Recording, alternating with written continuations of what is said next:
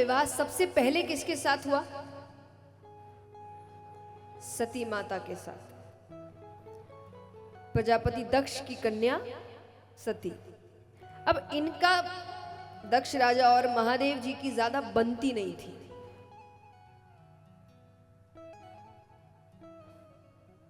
अब एक बार महादेव जी एक सभा में जाते हैं।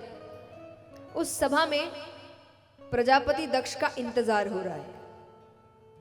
अब सब बैठे हैं, इंतजार कर रहे हैं, महादेव जी भी बैठे हैं। अब महादेव जी की एक आदत थी कि उनको थोड़ा भी खाली समय मिलता तो वो श्री राम की भक्ति में लीन हो जाते। तो उनको लग रहा था कि अभी तो समय है, अब खाली बैठे इधर उधर बात करें, इससे अच्छा भगवान का नाम लेते हैं। तो उन्होंने कर लिए अपने नेत्र बंद। अब वो ध्यान में जाते हैं कि सामने से प्रजापति दक्ष का आना होता है। आइए थोड़ी शांति, पीछे जो है। तो प्रजापति दक्ष का आना होता है। अब महादेव जी तो लीन है भक्ति में, उनको पता नहीं चलता तो सभी उनके सम्मान में खड़े हुए प्रजापति दक्ष के सिवाय महादेव जी के। अब उनको और क्रोध आ गया कि सबके सामने मेरा निरादर कर रहा है ये। तो उन्होंने बीच सभा में महादेव जी को बहुत भला बुरा कहा। उन्होंने कहा कि ये अमंगल स्थान में रहने वाला है, भूत प्रेतों के साथ रहने वाला है, देवताओं के साथ बैठने योग्य नहीं है। अब आपको सुनने में लग रहा होगा ना कितनी गलत बातें कह दी, पर यही कुछ टीकाकार हैं जिन्होंने बहुत सुंदर तरीके से टिप्पणी की है इस पर। टीकाकार कौन होते हैं? ऐसे जो बड़े बड़े ग्रंथ होते हैं ना, उनको समझना इतना आसान नहीं होता, क्योंकि एक एक श्लोक के एक एक शब्दों के हजारों मतलब होते हैं। अब किस मतलब से कब क्या कहा गया है ये समझना थोड़ा मुश्किल है। तो जो टीकाकार है ये अपने मत अनुसार आपको समझाते हैं कि भगवान ने क्या कहा होगा। असलियत में तो देखिए भगवान ने क्या कहा किसी को पता है ही नहीं। हम में से कोई भी उस वक्त तो था नहीं।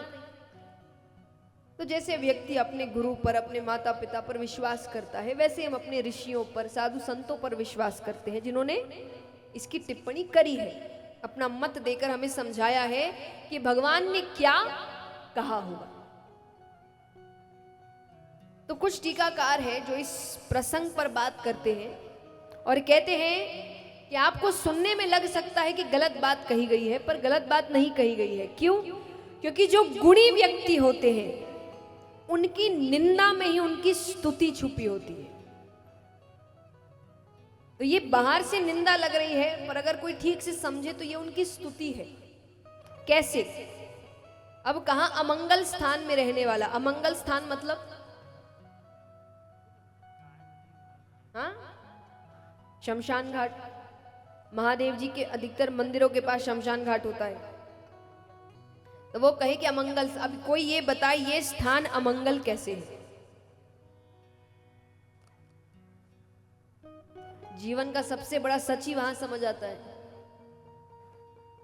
सबसे पहली बात तो अगर आपको पता चल जाए कोई स्थान अमंगल है,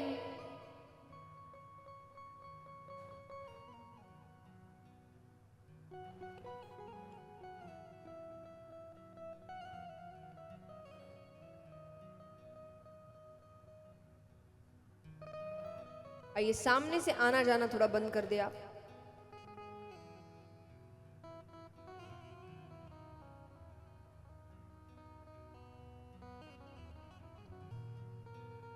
कि अगर आपको पता चल जाए कोई स्थान अमंगल है, आप वहां जाएंगे? बताइए हाँ कि ना? जोर से। नहीं जाएंगे? आप अपने आप को इस स्थान में जाने से रोक सकते हैं? एक ना एक बार तो जाना ही पड़ेगा। आइए, जो महादेव जी की बारात में जा रहे हैं वो जाने लगे हैं ना, एक साथ, एक एक करके नहीं। तो यहां पर आइए, तो हम उस स्थान में अपने आप को जाने से रोक नहीं सकते, एक ना एक बार तो जाना ही पड़ेगा।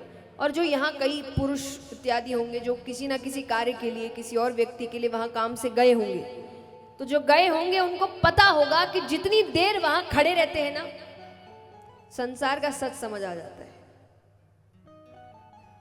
कि सब कितना व्यर्थ है, किस बात की भाग दौड़ है, क्यों कर रहे हैं ये सब, कि धनवान से धनवान भी वही है और गरीब से गरीब भी ठीक उसी के बगल में है। भगवान ने कोई भेदभाव नहीं किया। ऐसा नहीं है धनवान के लिए सोने की लकड़ियां आ रही है, बिल्कुल एक जैसा है। तो जब तक वहां खड़े रहते हैं ऐसा लगता है कि बस सच क्या है समझ आ जाता है, ये सब मोह माया है। भले ही वहां से बाहर निकलते ही संसार फिर अपनी ओर खींच लेता है कि अभी समय है, इतनी जल्दी नहीं। तो जो स्थान आपको जिंदगी का सच समझाता है वो अमंगल कैसे हुआ? तो महादेव जी तो एक ऐसे स्थान में रहते हैं जहां जीवन का सच समझ आता है, सबसे उच्च स्थान माना जाएगा फिर तो वो। तो ये स्तुति हो गई।